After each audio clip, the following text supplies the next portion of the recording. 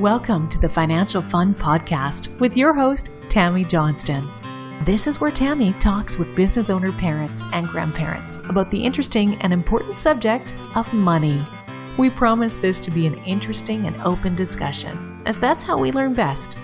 And now, here's your host, author of the Financial Foundations. Financial Foundations is a series of books to teach kids about money, goal setting, and living a balanced life. Find out more at financialfun.ca. Here's Tammy Johnston.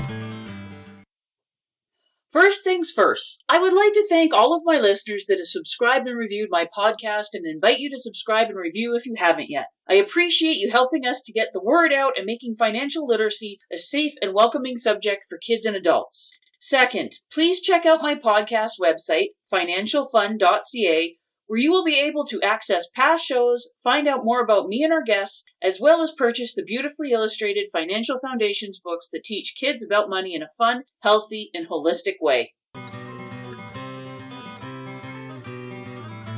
Hello again, and thank you for joining us for the Financial Fun Podcast. Today our guest is the beautiful and dynamic and ever-energetic Jody Swift. Thank you for joining us, Jody. Thank you for that introduction, Tammy. That was nice. So, Jody, would you like to tell us a little bit about what your business is? Sure. I am the Chief Energy Officer of a business called Studio Me.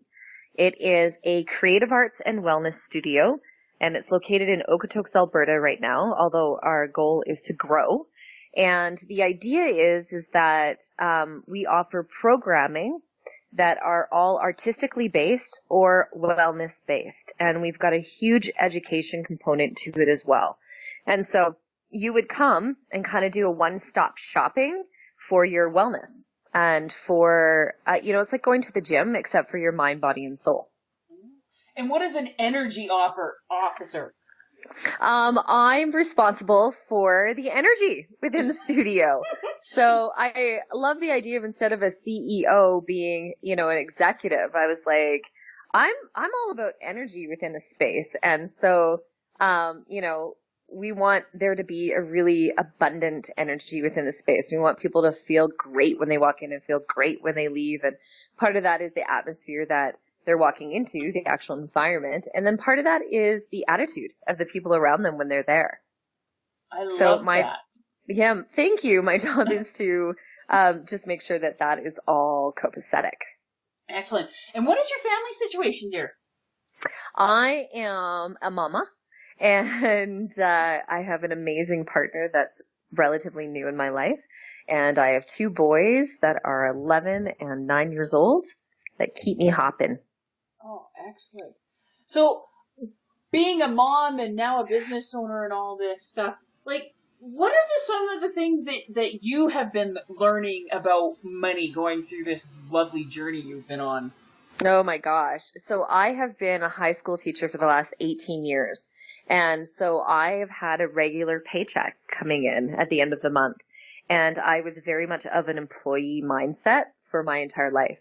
And I decided I wanted to create this great big shift in my life, an apple cart, flip over the apple cart, to something brand new. So I had to really get real about shifting a mindset around money. And so I went from having a very deficit kind of mindset to an abundant and prosperous mindset. So what that means to me is that I always used to look at the sale rack for everything.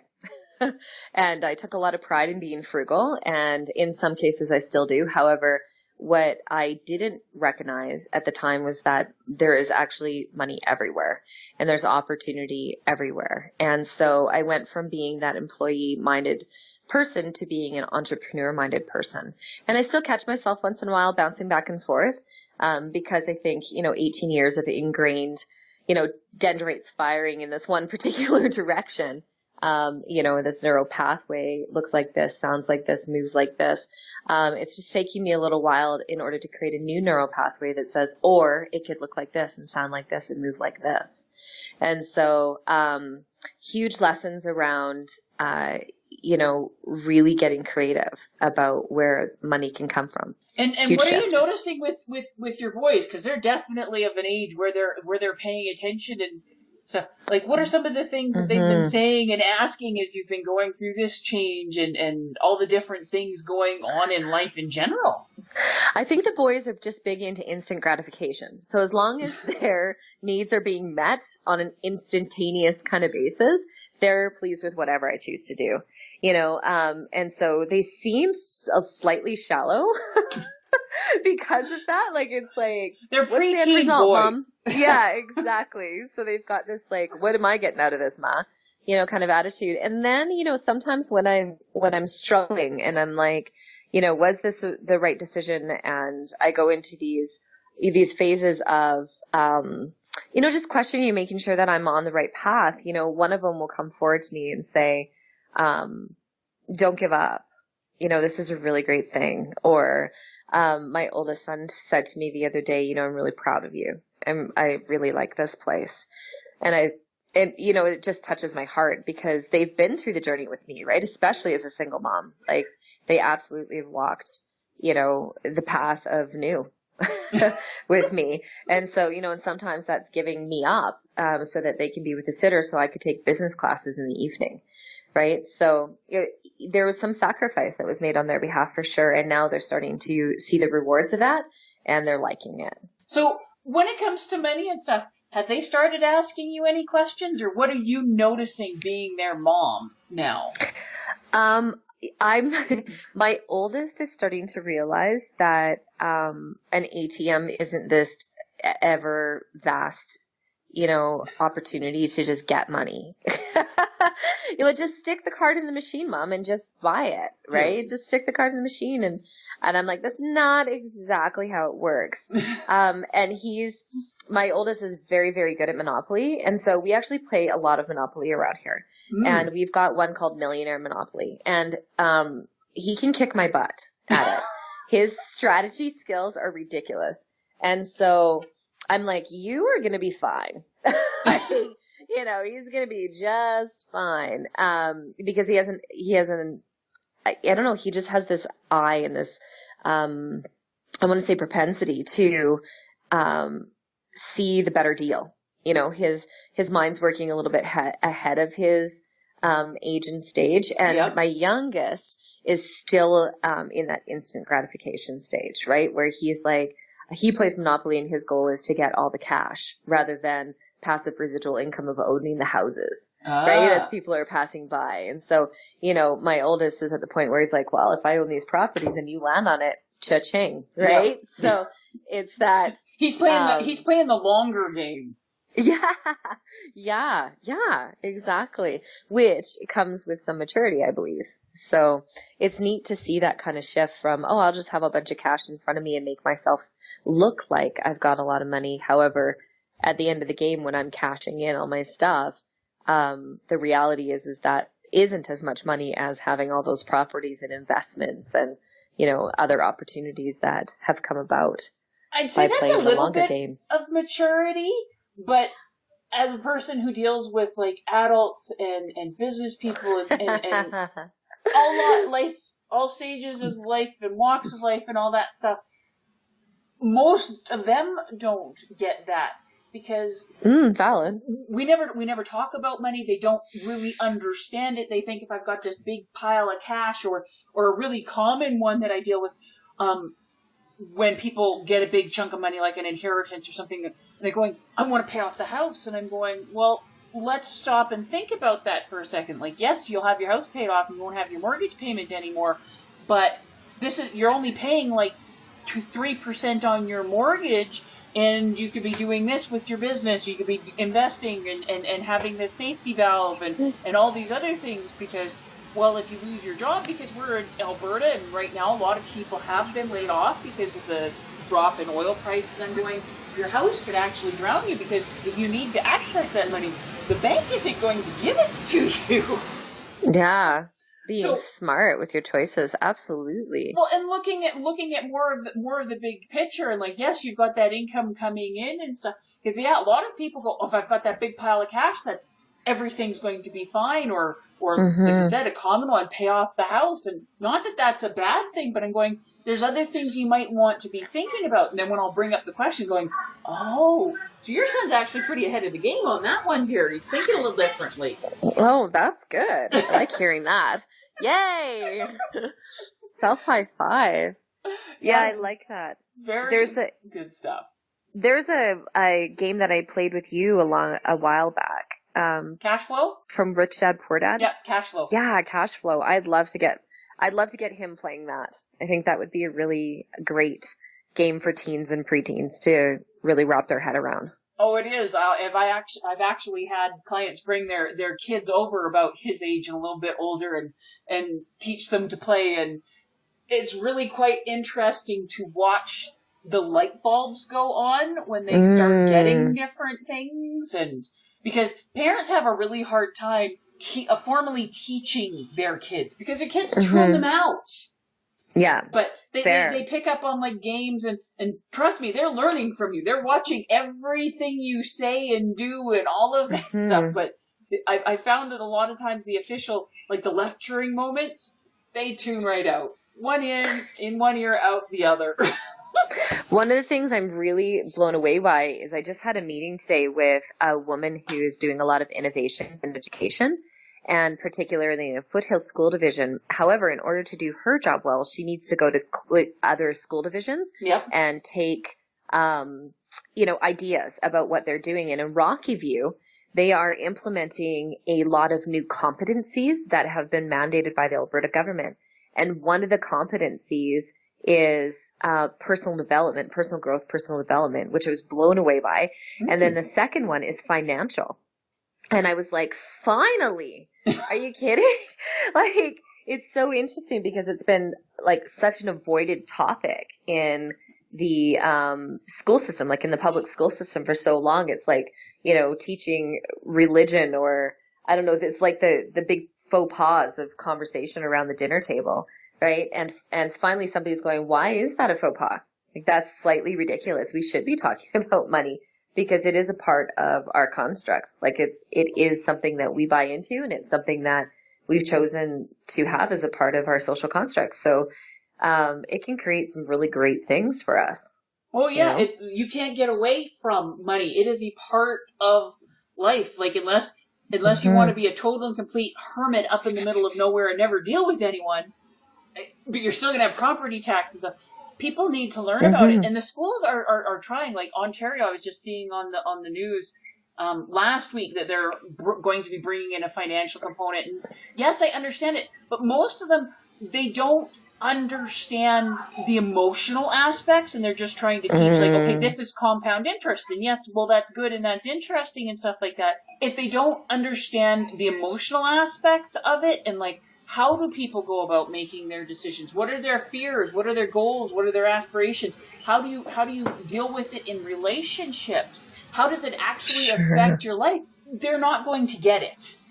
And the spiritual connection attached to money. All of it. The energy, right? Money is energy. Energy in, energy out.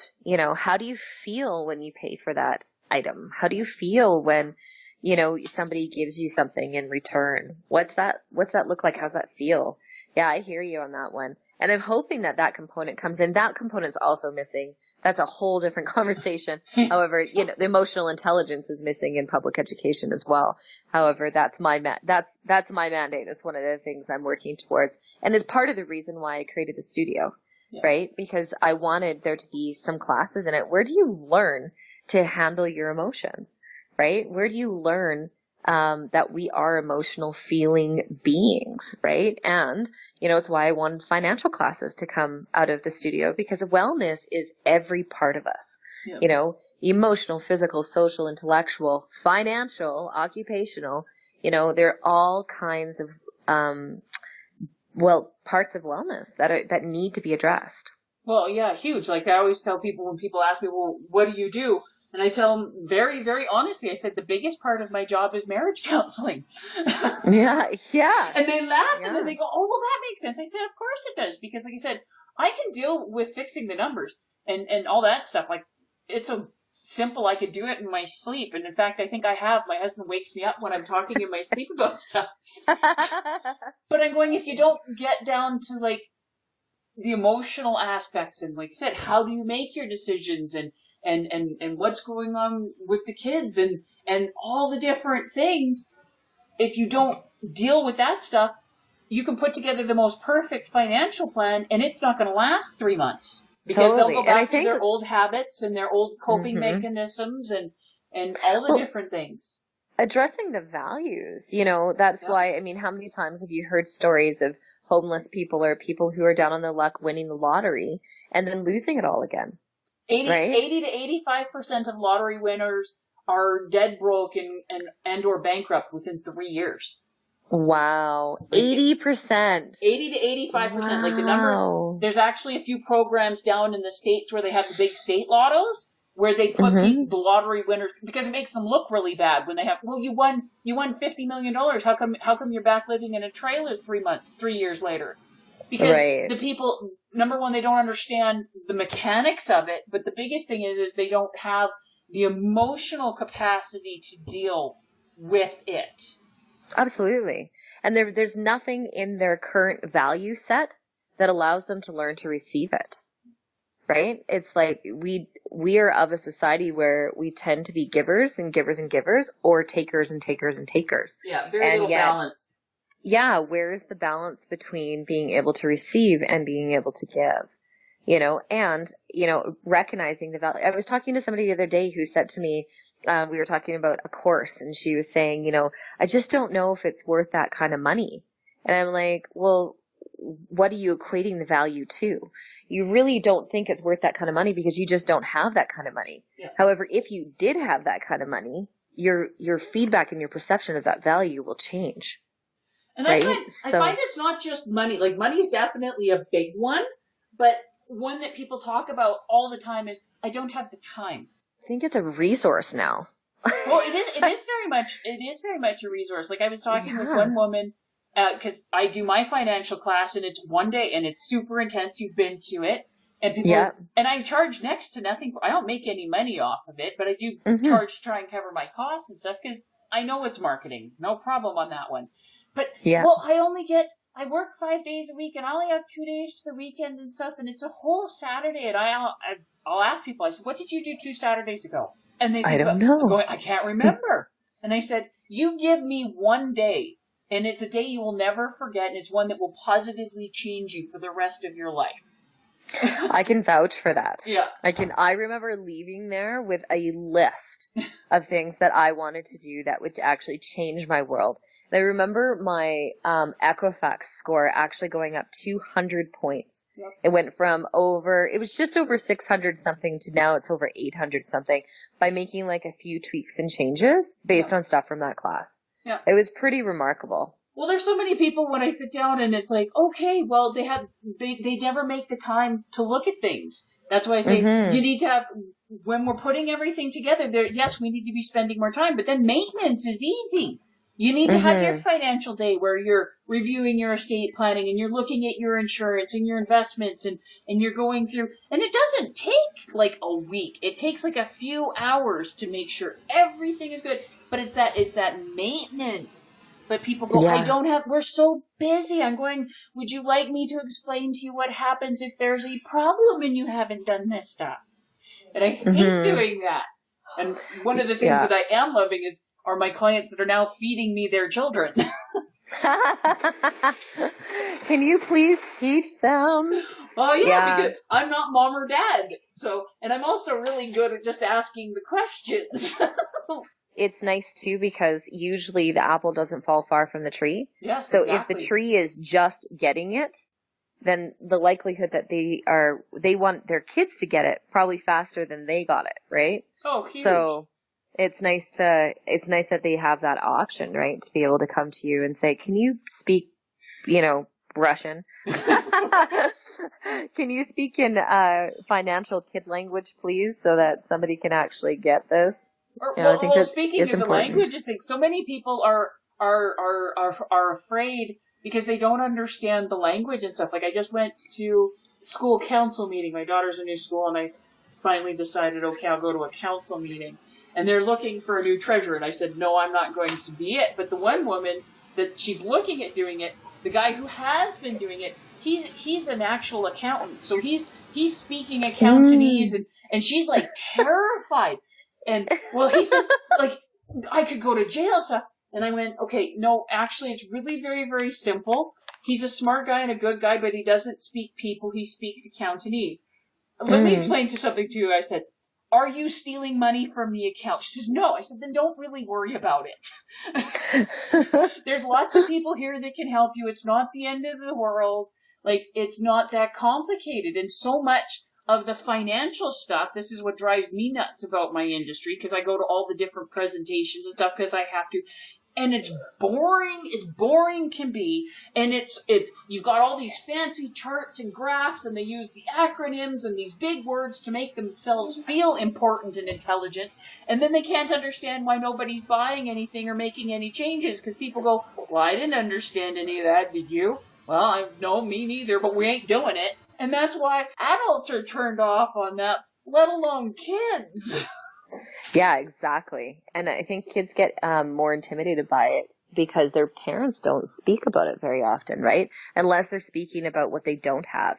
We don't have enough money for that. No, we can't afford that. You know, like all these deficit words that come out, and then they grow up with this whole mentality of I can't afford and I don't deserve, right? I'm not worthy of. That's definitely a very common one, but another one that I see is because so many parents are trying to give their kids everything that they didn't have or make up. Well, we don't have that much time because we're working and all this stuff, so they overcompensate and they shelter their kids from absolutely everything, and the kids get everything, but then they don't have any understanding.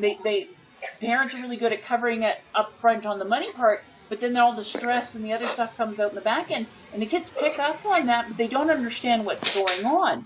And it's either, yes, the deficit, or we're hiding and we're shameful of it. And, like, you can't even surprise me anymore. And people go, well, my kids don't know.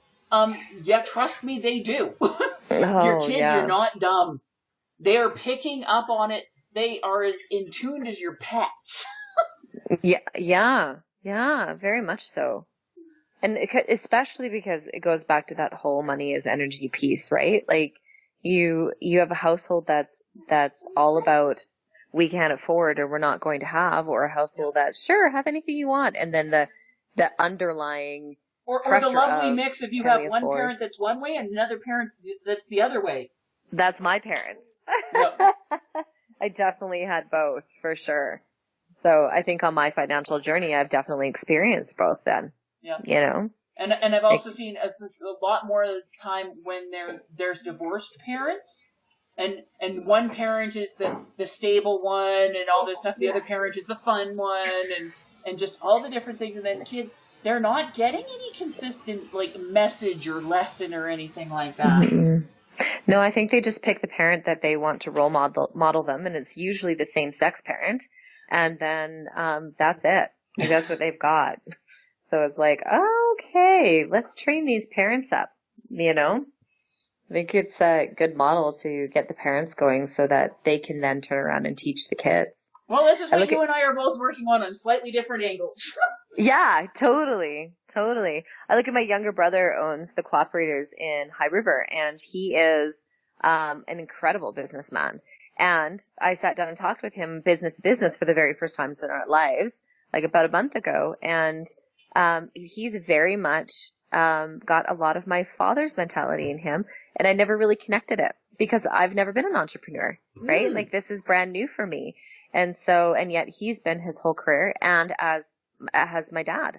He owned his own company for a number of years. So it's interesting to talk business with people who do business. Yes. Right? And it's completely a different conversations, as you're discovering.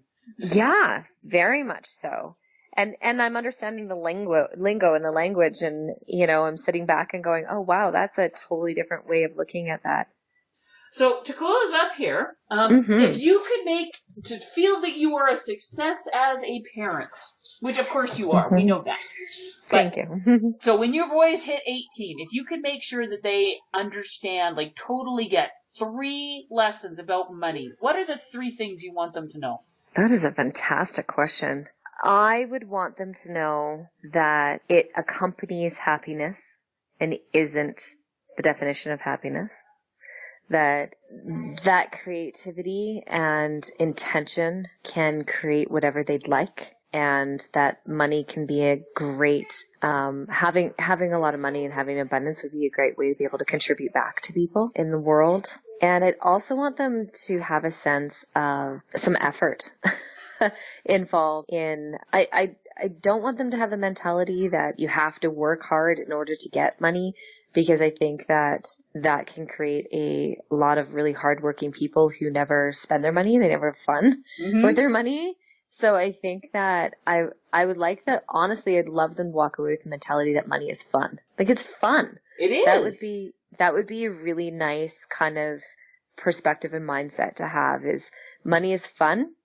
I'm capable of getting it and making it, and I love to give it. I think that would be, to wrap that up, that's what I'd love to see. Well, those are definitely some pretty awesome lessons, and I'm sure your boys will get it. Thank you. Well, thank you. Thank you very much for joining us. It has been a pleasure having you on the show. Thank you. I'm really, really honored to have joined you today. It was really fun to talk money and business and family. It's like my 3 favorite topics. Win-win all around. Absolutely. Have a great day and evening and week. You as well. Thank you.